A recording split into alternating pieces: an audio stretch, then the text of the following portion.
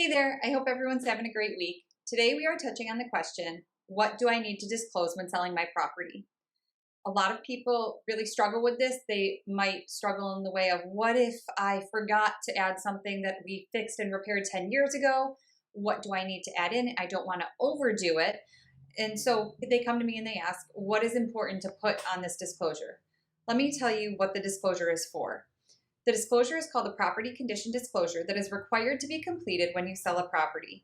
The only time that it is not required is in a handful of exceptions that include situations such as an estate or a bank-owned property. It's literally 2 or 3 situations that exclude a property condition disclosure. Otherwise, the seller has to provide that, or they have to credit the buyer $500 at closing.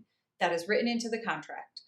So what does the property condition disclosure include? It includes a handful of about 40 questions that ask the seller any defects that they know to be wrong with the property.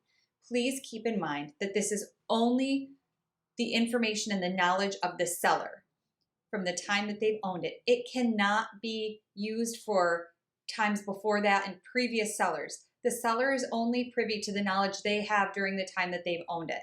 So a lot of sellers will say, when there's questions about, has an oil tank or have tanks ever been buried under the ground? They'll say, well, I don't think so. Not in the time I've owned it. I don't know of any. But what if there were some 20 years ago or 50 years ago or 80 years ago? And at the end of the day, the questions come back to your knowledge as the seller that you have during the time you've owned it. There's also a whole section that has unknown. So if you're not sure of any of those questions, first consult your attorney, and then if you need to, you can opt for the answer that best fits you. When it comes to disclosing, we always say over disclose. Whether it's on these disclosures or just in the MLS or any type of situation, we always tell people disclose as much knowledge as you have. Whatever you've repaired, whatever you haven't, put it out there so that people are aware and so that you're covered.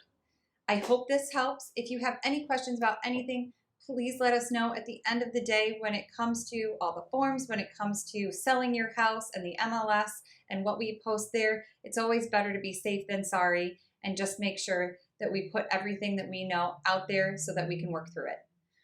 We're here to help any way we can. Please reach out with any questions, and we hope you have a great week.